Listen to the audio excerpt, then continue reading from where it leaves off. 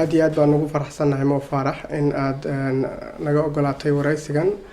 waxaan jeclaan lahaa in marka ugu horeysa aan ku weydiiyo taariikhdaada oo kooban. السلام عليكم ومحمد فارح ومقعد راهي مو فارح أنا يربان مدي ودن كانوا سيدة جرا أنا مدي أو هاي محل 1992 أنا يرنا أردكم كبيرة مركز أردكم لا ما فهمه كمريا لكن وحياة بدن وكنت ذا كبدن. sideed ku bilowday orodka maxaase kugu dhaliyay? marka hore ana kubadda aad baan u jeclaa waayo markan TV-gi ama ka soo kariyo anoo yar kubadda waxaan caadi TV ba ka socotay wax orodana TV ma laga soo siideyn jirin marka iskoolka bilaabay macallinkayga PE teacherka macallinka xagga sportska ii dhigayay ayaa arkay in orodka ku fiicnaa waayo marka orodkii aynu bilaabanay xagga sportska waxay inaan 2 jeer ku soo wareegno meesha kubadda garoonka kubadda markaasoo arkay inaan orodka ku fiicanahay markii dambe wuxuu yidhi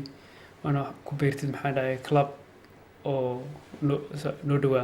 أي ده هنا كبرت أردك وكفي عن تاي ما كده من أنا حمر منها مقلوبة يعطي كبدن دي أدو جعلا أن ولينا جعلا هاي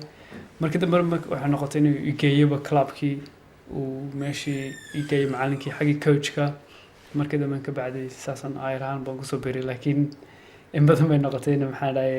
أم بجوز كريه كبدي بأردك imise sano ayay kugu qaadatay inaad aad ogaatid inaad guul ka gaadho ciyaaraha dhinaca orodka ama athletics-ka? wallahi xagga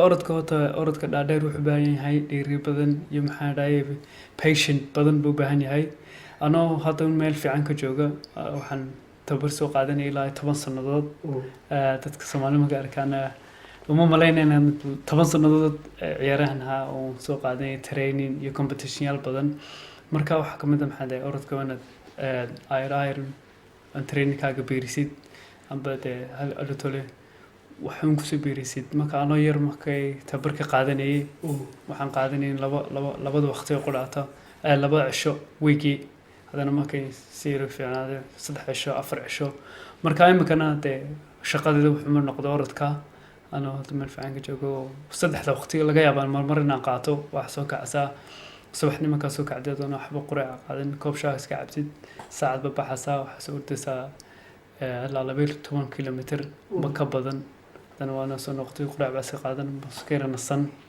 هذا نقلي كي دمبه حقي لقي أنا براه قاعدين جيم كا عم بأرض يرو كلا عادي بس كخفيف بحديد يقلي كي دمبنا هذا أنا أرض كلا ولا يو إيزيا بحديد سو هذا حب النقطة ما شقة دبارت كلا لكن أساس ولو بهني maalin kasta markaad qiyaasto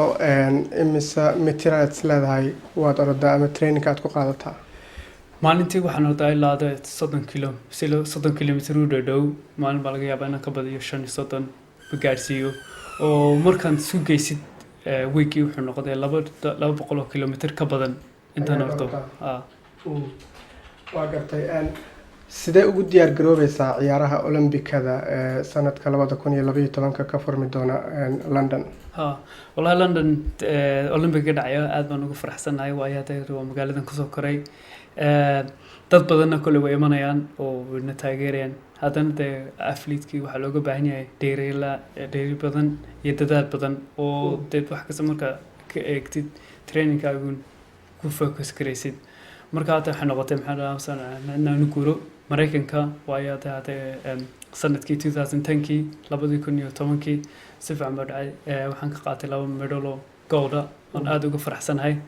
haddana orodkii markaan fiiriyay dhinac kasta ka eegtid waxa sheegaysaa xageen orodka maxaan ku beerin karaa maxaa la iga baahan yahay marka European-kii iyo adduunka marka isku eegtid iyo Olympic-kii way kala duwan yihiin waayo hadda marka adduunka timaadid East African Kenya Uganda اللهم صل على وطنيال بدن بكو جرا marka noqotina training-kayga wax yar ka bedelo on coach cusub doontoon aad ugu faraxsan coachkana history badan buu leeyahay wuxuu dhigay maxaa dhahay 3 record buu dhigay New York uu qaaday 3 jeer New York marathonka half marathonka waa record ayuu iska lahaa oo waa Cuban buu dhashay waxa la Alberto Salazar marka halkaas aan guuray aniga family xaga marka hada orodka iyo training-kiisa sidoo aad u fiican training-kayga markaana waa qof aad muruqa ku dhisayo niyadda ku dhisayo qof kasta oo orodyahana wuxuu u baahan yahay qof niyadda u dhisaa iyo trainingkii uu sameeyo oo wax kasta uu ku beerin karo marka waxaan jeclahay haddii ilaahay idhaha in wax igu beerin karo uun coachka haddana Olympicii inkastuu soo dhow yahay. maadaama aad ka qayb gashay tartankii Olympicada ee Beijing waxaa laga yaabaa in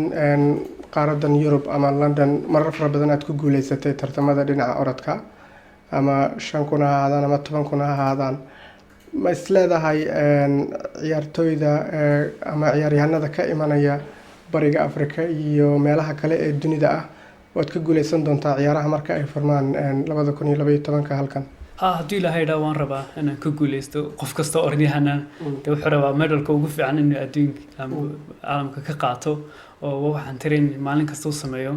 haddana orodkii dee ma odhan kartid maanta guul baan ka gaadhayaa bes waa inaad trainingkii samaysid tababarkii waana sii wadid waa inaad wixii lagaga baahan yahay kasii samaysid marka haddii ilaahay idhaa waan rabaa inaan medal ka qaato anuu haddana experiencekii Beijing inkastoo Beijing si fiican igu dhicin haddana experience baan kasoo qaatay indhahayga i furay waxyaalo badan marka taana anoo haystaa haddii ilaahay idhaa waxaan rabaa inaan medal noocay doonta noqoto amba ha ahaato amba gold ha noqoto dahab ha noqoto amba silver. medalka hadda aad haysato meequu gaarayaa oo aad dabcan ku guuleysatay intii aad ku guda jirtay tartamada orodka ee qaaradda Yurub? wallahi xagga Yurubka horta ilaa waxay maraysaa 7 medal oo 5 medal gold yahay oo 2010kii labada medal soo hooyay 10,000 iyo 5,000 iyo indoorkii aan qaaday 2 jeer isku xiga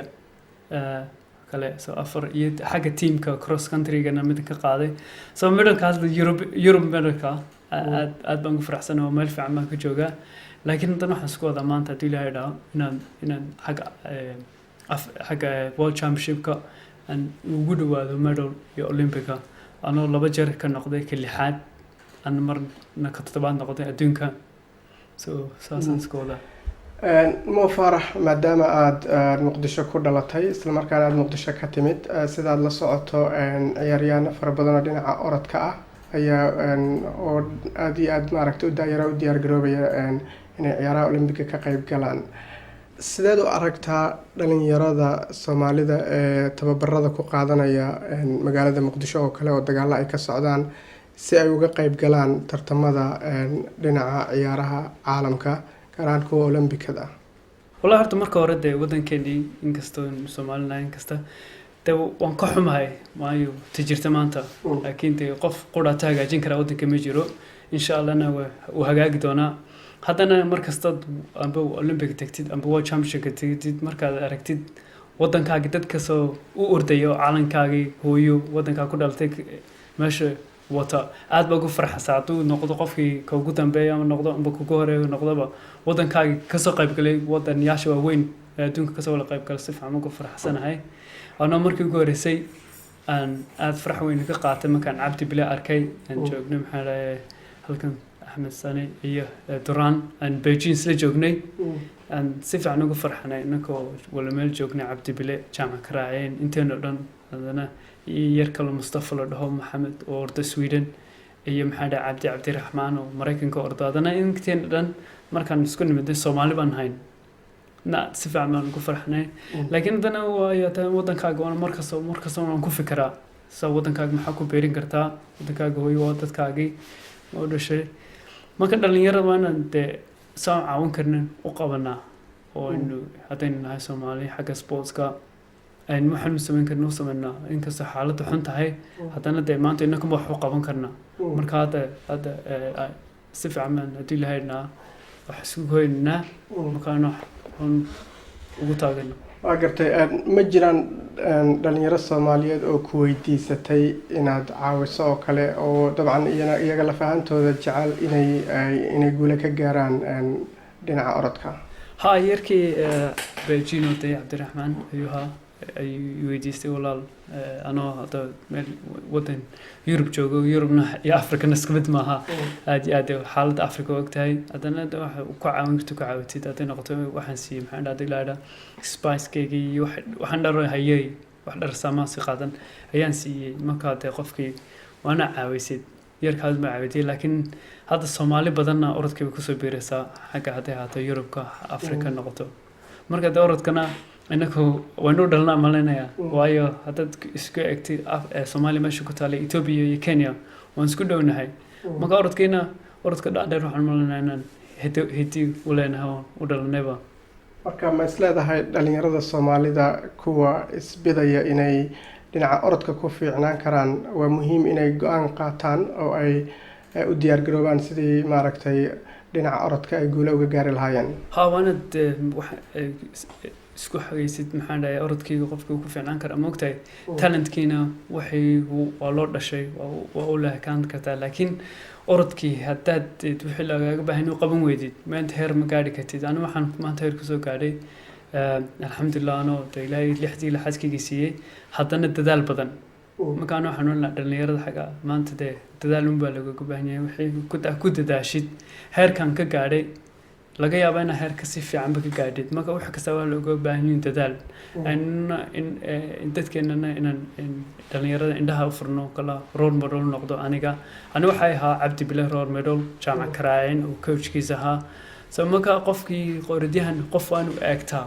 uu dhaa maanta qofkaas muxuu yahay muxuu sameyn jiray history-gana dee ninka heer u dhigay adduunka waa Cabdi Biloon oo aad ugu farxnaa markii ugu horeysay Beijing arkay aad baan ugu farxanaan arkuun ugu dambeyn maxaad kula talin lahayd dhalinyarada Soomaalida jecel ama xiiseeya qaybaha kala duwan dhinaca sportska ama ciyaaraha waxaan lahaa dadaal badan patient lahaw marka orodkii dee waxaad maanta haddaad bilowdid beri meel fiican ka gaarsa ma jirto ani waxay ku noqotay 10 sanadood marka dadaal markaan xagga hooyada aabadan waxaan oran lahaa inaan niyad u dhisna dad ciyaalka qofkii ordayay qofkii aad ka labaad ka saddexaad ka shanaad noqonay inaad raahdo dadaal maanta halkan ka gaadhay beri ma noqon maantaada aanu u dadaalno dheeranaan badan hadduu ilaahay dhaana hadda aniga iyo Duraan iyo Axmed waxaan isku wadnaa hadduu ilaahay dhaa si ay maanta wax ugu samayn lahayn waddankeenii ama dhalinyarada wax isku hangin lahayn dee wax maanta maalin qoraata lagu qaban karaa sanad lagu qaban karaa ma jiro laakiin haddaynu wax isku la qabano waan samayn karnaa aad iyo aad baa mahadsan tahay Duwan aad baad mahadsan tahay maanta isoo dhaweeyay halkan University TV Soomaalida dhan oo University TV daawanaysan waan salaamayaa anoo Maxamed Faarax ugu magac dheer Mo Faarax iyo dhalinyarada xagga sportska jecel iyo intay Arsenal jecelba aad baan salaamayaa